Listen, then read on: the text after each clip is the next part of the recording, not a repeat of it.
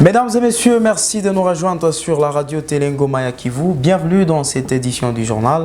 Voici les principaux titres. Les femmes de la province du Sud Kivu prennent l'engagement de sensibiliser les autres, de voter pour leurs collègues femmes ainsi qu'à leur propre autonomisation. Un engagement pris à l'issue d'une feuille de route signée par ces dernières ici à Bukavu. Au sommaire également, les conducteurs de véhicules accès Bukavu-Walungu s'insurgent contre le paiement de la taxe de tourisme et embarquement que leur exige le gouvernement provincial. Ils le disent pour cause le mauvais état de la route de Bukavu jusqu'à Walungu. Reportage à suivre dans cette édition du journal. Voilà tout pour les sommaires. Vous informer reste notre cheval de bataille. Mesdames et messieurs, bienvenue. 14 sur 56 membres du gouvernement Samalou Kondé. Les taux est toujours insuffisant et les pays devraient se conformer à l'article 14 de la Constitution qui consacre la parité en République démocratique du Congo. C'est ce que pense Colette Salima, qui fait partie des femmes qui défendent le droit des autres. Elle estime que la place de la femme n'est toujours pas respectée au pays. Leur souhait est d'atteindre au moins 50% dans les gouvernements. Colette Salima, dans ce propos recueilli par Henriette Bachi. Le gouvernement Samalou Kondé est sorti il y a quelques jours. C'était une bonne chose parce que le gouvernement était vraiment attendu. On a vu lors de la sortie qu'il y a une représentativité féminine estimée à 27%. Il y a une classe des jeunes qui s'est ajoutée dans ce gouvernement. Donc des nouveaux figures à 80% tel qu'on l'a dit. Mais il y a aussi une moyenne d'âge qui va autour de 47 ans. C'est une bonne chose pour nous.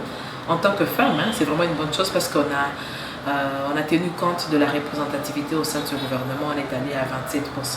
Et ce qu'on attend de ce gouvernement, c'est qu'ils se mettent au travail. D'abord, ça fait longtemps qu'on attendait ce gouvernement tel que promis. Maintenant qu'ils sont connus, on attend qu'ils puissent faire le travail. Vous vivez ici avec nous, Natacha, il y a beaucoup de problèmes dans la province, beaucoup de problèmes en RDC. Il y a des conflits par ici, par là. Vous suivez avec nous ce qui se passe au Nord Kivu.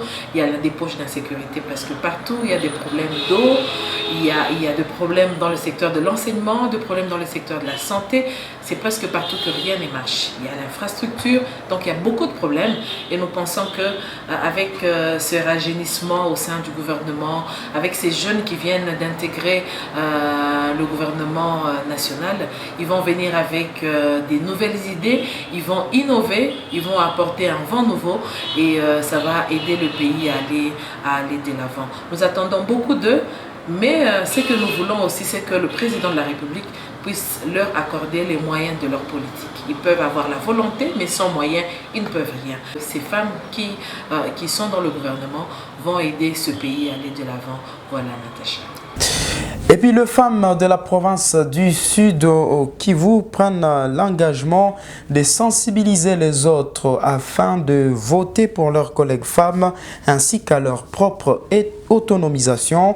L'engagement est pris dans une feuille de route signée par ces dernières à l'issue d'un atelier de 2 jours organisé par Rien sans les femmes dans le cadre du projet Toufaoulou Pamoja. Reportage. Cette feuille de route concernera 5 axes, notamment l'autonomisation de la femme, la participation communautaire, mais aussi la participation des femmes dans les instances de prise de décision, explique Espérance Mawanzon, point focal du mouvement Rien sans les femmes. Le premier axe, c'était sur la participation politique de la femme. Là, c'était pour voir comment faire pour que la femme puisse être présente dans les instances de prise de décision. Le volet autonomisation pour que la femme arrive à notre objectif global du mouvement qui est la participation égalitaire de la femme, il faut que cette femme-là ait des moyens. Des participants s'approprient ces projets. Quelques-unes s'expriment. Dans nos zones d'intervention, de ma part, je vais juste sensibiliser les mamans pour les faire comprendre que la participation politique de la femme aux instances de prise de décision c'est une bonne chose qui peut aider la femme à avancer. Qui a créé le monde, eh ben, il a trouvé que sans la femme, il n'y avait pas de vie. Et donc, sans la femme, rien ne peut marcher dans la société. On le voit bien dans les autres domaines économiques et sociaux. Mais dans l'aspect politique, l'homme s'est approprié ce domaine, alors que c'est les domaines clés qui peuvent aussi influencer les autres domaines. Et nous, en tant qu'AFEJICO, nous nous engageons à mener des activités comme par exemple sensibilisation et des plaidoyers pour impliquer cette femme dans les instances de... Pour rappel, ce projet Tufaulu Pamoja est appuyé par la coopération suisse. Certains acteurs de la société civile saluent la publication du nouveau gouvernement, mais attendent de lui la restauration de la paix et de l'autorité de l'État dans la partie est du pays, mais aussi l'amélioration des conditions de vie des populations. C'est le cas de la nouvelle dynamique de la société civile. Dans une interview accordée à la radio-télé Ngoma et à Kivu, ce 14 avril, Jean Chrysostome Okidjana, président national de la NDC, appelle la nouvelle équipe de mettre en place de nouvelles stratégies pour éradiquer tous les fléaux, notamment l'insécurité, la pauvreté, le chômage qui gangrènent toute la nation. Notre source ajoute qu'il est temps que Samalou Kondé et son équipe se mettent réellement au travail pour relever les multiples défis auxquels les Congolais font face sur le plan sécuritaire, du développement et autres. On l'écoute. Où tous les secteurs de la vie nécessitent des réponses idoines. Donc on a du mal à dire quelles seraient les principales attentes parce que tout est à faire au Congo, tout est à refaire, tous les secteurs de la vie sont totalement infestés, les indicateurs de tous les secteurs sont au rouge, donc le nouveau gouvernement a réellement du pain sur la planche et nous avons même du mal à situer quelles seraient les priorités. Mais comme vous l'avez insinué, comme vous l'avez voulu connaître, nous pouvons situer selon nous trois principales urgences. La première, c'est la nécessité d'un rétablissement rapide de la paix et de la sécurité sur l'ensemble du territoire national, de manière générale et de manière particulière sur la partie est de notre pays. Nous voudrions que le massacre du côté de Beni, de Butembo, les bruits de bottes dans les hauts plateaux de Calais, des Fizi, d'Ouvira, de Mwenga, et que toutes ces situations puissent trouver des solutions, cette fois-ci des solutions durables et définitives. En deuxième lieu, la priorité serait celle de l'amélioration des conditions sociales de la population.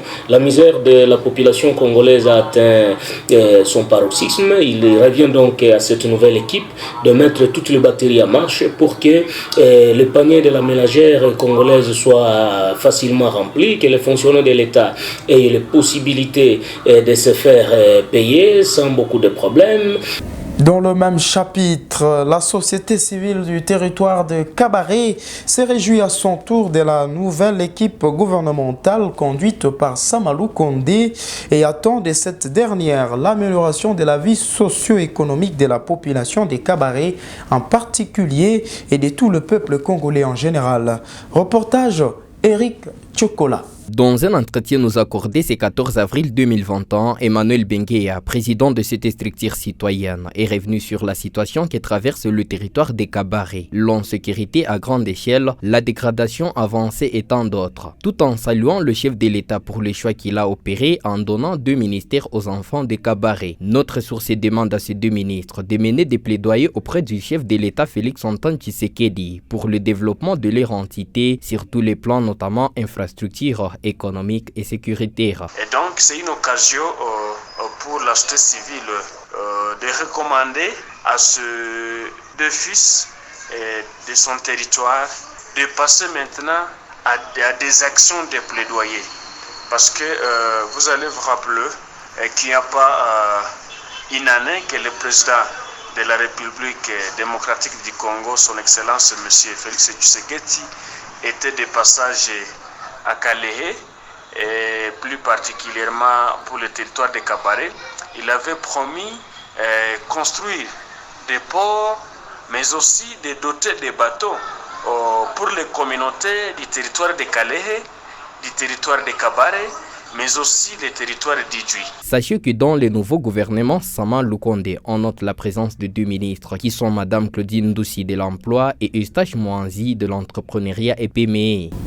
Les conducteurs de véhicules axe Bukavu-Walungu s'insurgent contre le paiement de la taxe des tourismes et embarquements que leur exige le gouvernement provincial pour cause le mauvais état de la route Bukavu-Walungu. Le ministre provincial de Transport les appelle à s'acquitter de leurs devoirs civiques. C'était ce mercredi 14 avril 2021. Reportage. C'est l'heure de l'embarquement au parking du lycée Ouima dans la commune de Kadoutou. Les véhicules sont alignés. Les clients en direction de Walungu montent dans le véhicule. Cependant, les chauffeurs conditionnent le paiement de la taxe sur embarquement et sur le tourisme par la réhabilitation de la route Bukavu-Walungu. Il faut une contrepartie, indiquent certains d'entre eux. Nous n'avons pas une bonne route. Si nous arrivons à Kanteve ou à Mugogo, les clients décident de quitter le véhicule à cause du mauvais état de la route, surtout quand il pleut. Mais l'on nous exige le paiement d'une taxe. Nous demandons juste la réhabilitation de la route et après, nous allons nous-mêmes payer la taxe. On nous impose une taxe de 5 000 francs. Pourtant, le véhicule ont du mal à arriver à l'hôpital de Chiriri à cause du mauvais état de la route pendant la pluie. Il faut que le gouvernement provincial réhabilite la route pour que nous puissions immédiatement payer la taxe. Contacter le ministre provincial de Transport, Voies de Communication et Tourisme indique que cette taxe est reconnue par la nomenclature au niveau du gouvernement provincial. Swedi Basila invite les conducteurs de véhicules à s'acquitter de leurs devoirs civiques. Sur d'autres parkings visités, cette taxe est régulièrement payée par les assujettis, renchérit le gouvernement provincial. La province du Sud-Kivu figure également sur la liste de provinces où le couvre-feu vient d'être partiellement levé. Cette décision ressort d'une réunion évaluative sur la situation épidémiologique de la Covid-19 sur l'ensemble de la RDC, ainsi que les mesures irrélatives le mardi 13 avril. Reportage.